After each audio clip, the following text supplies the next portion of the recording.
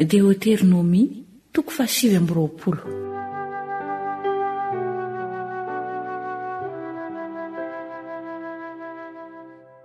Dia niantso ny Israely rehetra Mosesy ka nanao taminy hoe: ianareo efa nahita izay rehetra nataon'i Jehovah teo amin'ny masonareo tany amin'ny tany Egipta tamin'ny Farao sy ny mpanompony rehetra ary ny taniny rehetra, dia ny fizahan-toetra lehibe izay efa hita ny masonao, dia ireny famantarana sy fahagagana lehibe ireny. Nefa tsy nomeny Jehovah fo hahalala sy maso ahita ary sofina handray ianareo mandrak'androany. Dia nitondra anareo tany anefitra 40 taona, tsy rovotra teny aminareo ny fitafianareo ary tsy rovotra teo amin'ny tongotrao ny kapanao. Tsy mofo ny fihinanareo ary tsy divay na toaka no fisotroanareo, mba ho fantatrareo fa izany Jehovah Andriamanitrareo. Ary noho ny tonga tamin'ity tany ity ianareo, dia nivoaka Sihona mpanjakan'ny Hesibona sy Oga mpanjakan'ny Basana hiady amintsika. Dia resitsika izy roalahy, ary nalaitsika ny taniny ka nomentsika ho zara-tanin'ny Robenita sy ny Gadita ary ny atsasaky ny firenen'ny Manase. Dia tandremo ny tenin'izao fanekena izao ka arao mba hambinina ianareo amin'izay rehetra ataonareo.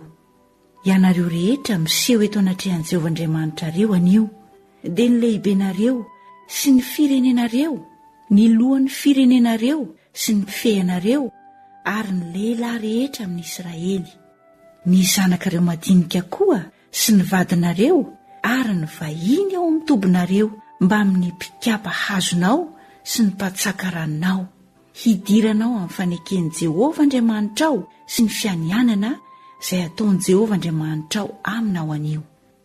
Hanandratana ianao ho fireneny ary mba ho Andriamanitrao izy arak'izay nolazainy taminao sy arak'izay nianianany tamin'ny razanao, dia Abrahama sy Isaka ary Jakoba. Ary tsy aminareo ihany no hanaovako izao fanekena sy fianianana izao, fa amin'izay eto amintsika anio, eto anatrehan'i Jehovah Andriamanitsika sy amin'izay tsy eo amintsika anio koa. Fa fantatrareo izay nitoerantsika tany amin'ny tany Egipta sy izay nandehanantsika namaky ny tanin'ny jentilisa, ary efa hitanareo ny fahavetavetany sy ny sampony hazo sy vato sy volafotsy ary volamena izay teo aminy.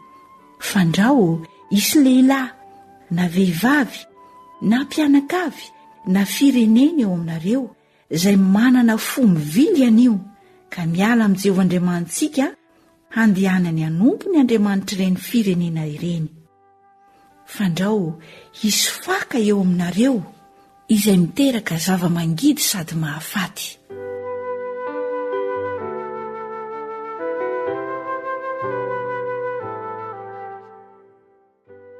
Ary raha ren'izany olona izany ny tenin'ity fanozonana ity, dia hiara-haba tena ao am-pony izy ka na hoe hanampiadanana fa hanaraka ny ditry ny foko, handringanana ny leony mba mangetaeta.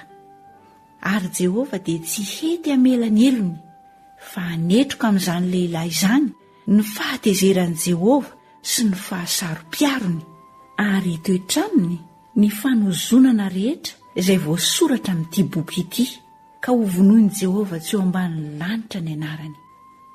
Dia nosarahan'i Jehovah amin'ny firenen'i Israely rehetra ho amin'ny loza izy, araka ny fanozonana rehetra amin'ny fanekena izay voasoratra amin'ity boky ny lalàna ity. Ary teny ny taranaka ny oriana, dia ny zanakareo izay tsangana handimby anareo sy ny vahiny avy amin'ny tany lavitra ka mahita ny kapoka natao tamin'ity tany ity sy ny faharariana izay nampahararian'i Jehovah azy, fa ho solo farasira ary fahamaizana ny tany rehetra eo. Tsy ho fafazana izy na hanirin-javatra sady tsy hisy ahitra akory hitrebonao, tahaka ny nandravana ny Sodoma sy Gomora sy Adma ary Zeboima izay noravan'i Jehovah tamin'ny fahavinirany sy ny fahatezerany. Dia hiteny ny firenena rehetra hoe: nahoana Jehovah ny denanao toy izany tamin'ity tany ity? Inona ny hevitry ny firehetan'izao fahatezerana lehibe izao? Dia hiteny ny vahoaka ka hanao hoe: satria izy nahafoy ny faneken'i Jehovah Andriamanitry ny razany izay nataony tamin'ny fony izy nitondra azy nivoaka tany amin'ny tany Egipta. Fa nandeha izy ka nanompo andriaman-kafa sady niankohaka teo anatrehany. Dia Andriamanitra izay tsy fantany sady tsy nomena azy. Dia nirehitra tamin'ity tany ity ny fahatezeran'i Jehovah, ka nataony tonga tany avokoa ny fanozonana rehetra izay voasoratra eto amin'ity boky ity.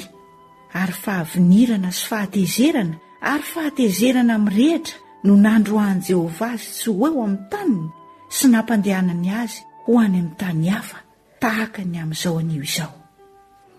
Any Jehovah Andriamantsika ny zava-miafina, fa antsika sy ny zanantsika mandrakizay kosa ny zavatra ambara. Hankatoavantsika ny teny rehetra amin'ity lalàna ity.